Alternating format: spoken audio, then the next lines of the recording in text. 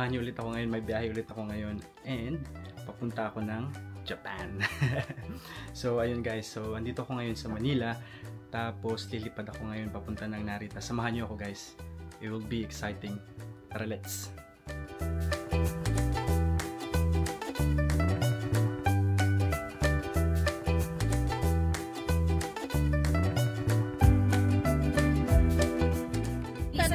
Iya, Terminal 3. Andito na tayo. Si Alaysa sa day 1. Hindi, ano yun? Hindi na doon. Kahit alin. Kung saan ka makakasingit. Hello mga friends, andito na tayo ngayon sa NAIA. So Cebu Pacific yung sasakyan ko ngayon guys. So hanapin na lang natin yung international check-in. So ito mga friends, so ang flight natin is 1 o'clock sa Narita. So ayan, open na siya guys. So check-in na tayo. Let's go. Ayan mga friends, ang situation ng ng queue dito sa Cebu Pacific. Medyo mahaba ng konti pero hopefully mabilis lang.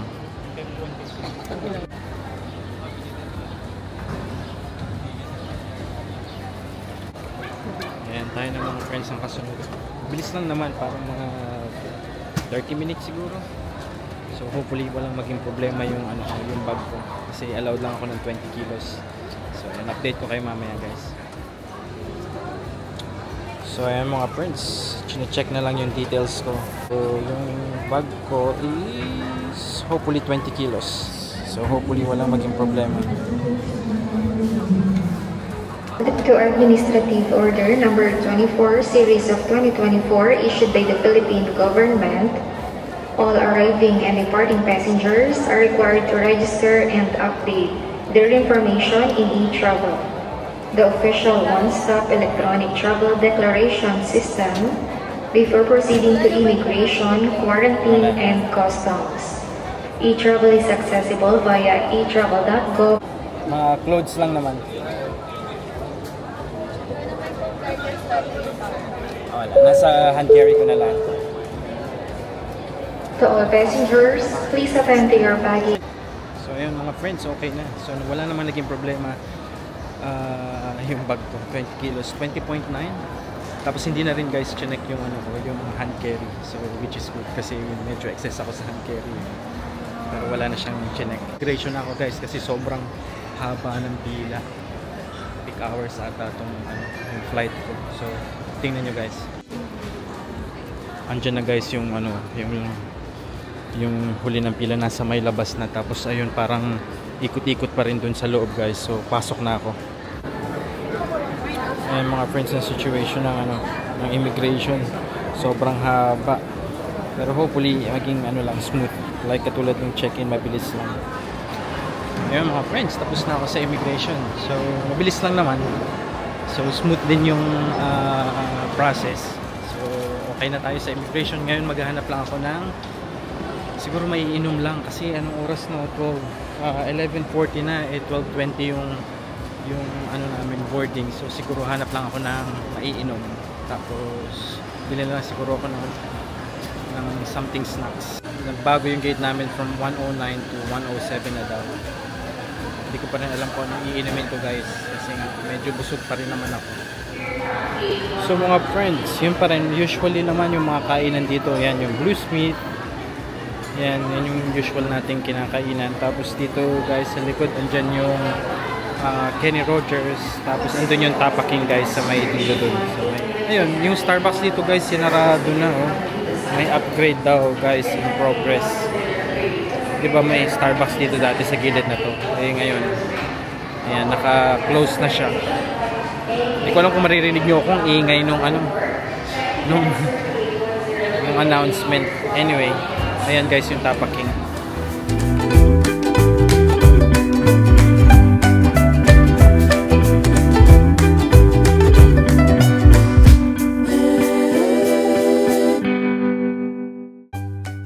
Ayan guys, waiting na lang ako dito sa my boarding gate.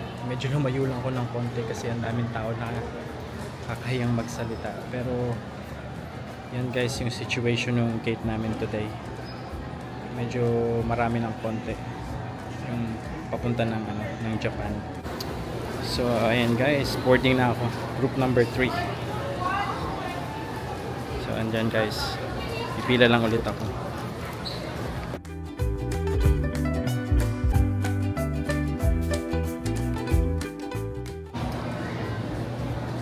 So ayan guys, boarding na ako.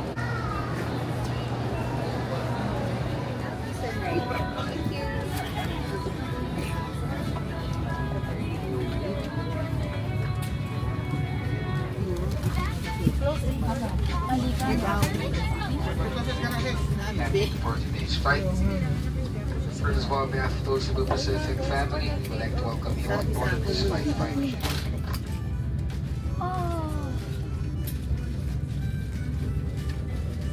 Ladies and gentlemen, please turn.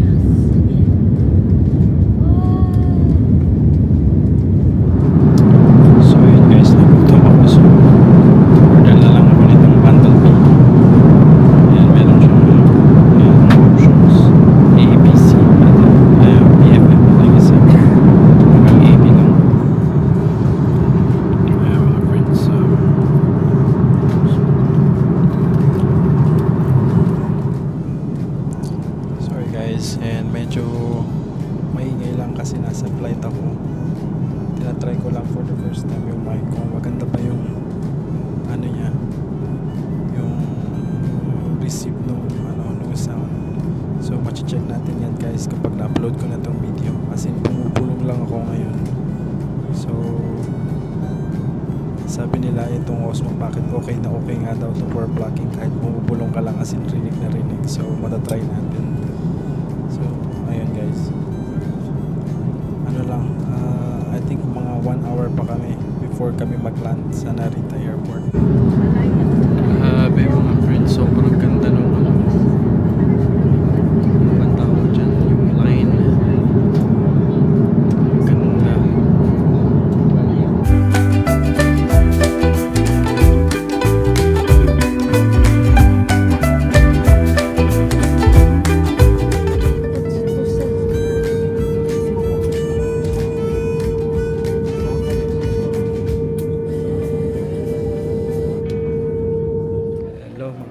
Ito na ako ngayon sa Narita International Airport. So yun guys, ang daming tao. Get lang ako guys sa arrival. Samahan nyo ako guys.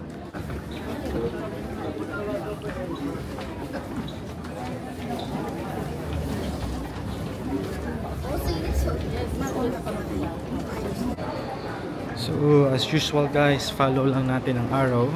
And guys, ang itsura ng ng airport.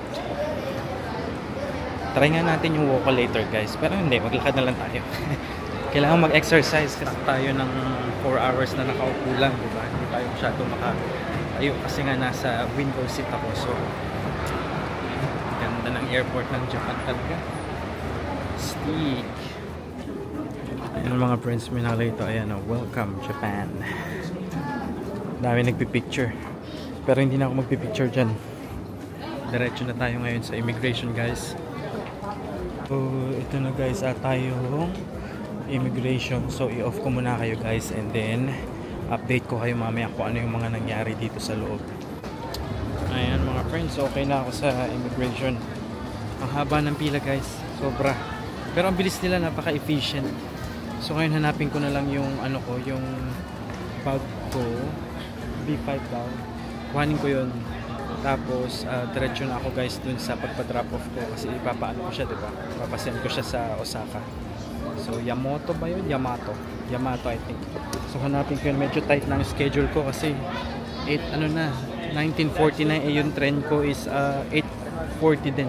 So may isang oras na lang ako. So kailangan na magmadali. Ayan guys, sakto. Dito na agad yung bag ko. Ayan. Pagkadating ko dito, ayan na. So dire-diretso na tayo guys. And guys, officially in Japan. Dito na ako guys. First order of business natin guys is hanapin yung Yamato o Yamato. Tama ba? Magstay pa kami dito tonight sa Osaka, sa Tokyo ng 1 night. Tapos bukas diretso na kami ng Osaka. So ito guys yung itsura ng yung arrival hall. So dyan ako lumabas kanina. Tapos ang Yamato daw is andun sa dulo nitong same floor. So hanapin lang natin siya guys. Andito siya guys, yan, Yamato Transport. So dito tayo magdadrop ng ating bag papunta ng Osaka. Delivery siya guys. So inquire lang ako, balikan ko kayo. Yun mga friends, hindi na ako nagpa-delivery service dun sa Yamato. Kasi sa Monday pa yung delivery guys. So paano ko ma-access ang aking bag at ang aking mga kagamitan. So I opted na hindi na lang. So andito lang ako ngayon guys. So i-claim ko na yung yung Narita Express ko na ticket. Pakita ko sa inyo guys. So guys, yan yung NEX, yan yung sasakyan ko. Nabook ko siya guys sa Klook.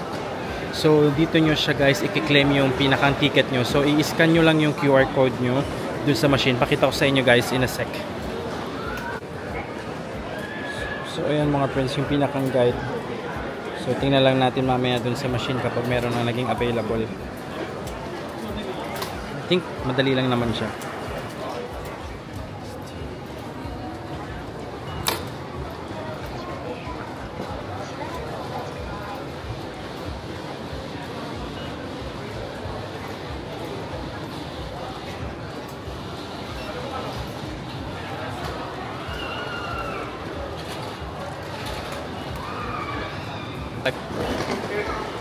Ayan guys, nakuha ko na yung ticket ko. So hanapin nyo guys yung nakalagay na JR.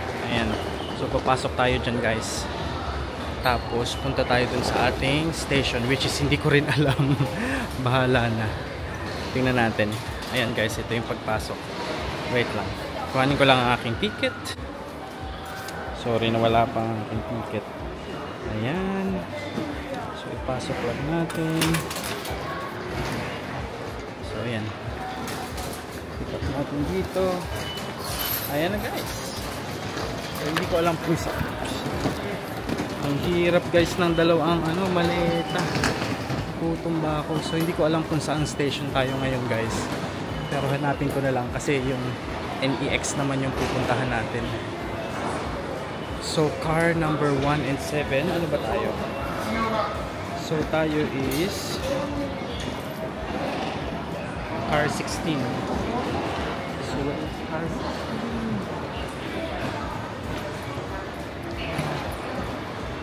So hanapin ko guys sa car 2016 ng NEX. Oh. I think dito na siya. Ang hirap guys, nakakalito dito. Wait lang, magtatanong lang ako. Ayun guys, na-confirm ko sa car number 12 daw ako. Tapos yung seat number ko is dun sa 3A. Makikita nyo guys dun sa email na sinend sa inyo ng Klook. So huwag kayong magbe-base dun sa na-receive yung ticket dun sa dun sa machine. Kasi wala siya dun. Hindi siya makikita dun. So baba na ako guys. Sobrang hassle ng madaming dalaga. Bag, tutumba ako. Tapos nag-vlog-vlog pa, diba?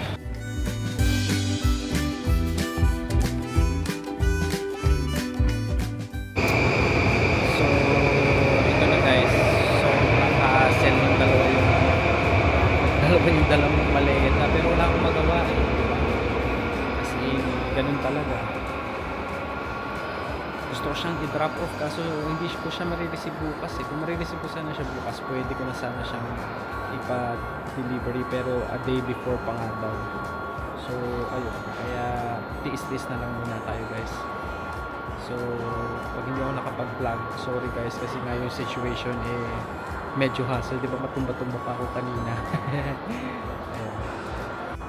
So mga friends, ayan yung sasakyan ko yan, 2047 Narita Express. Sa car 12 ako, tapos reserve seat nga. So ayun.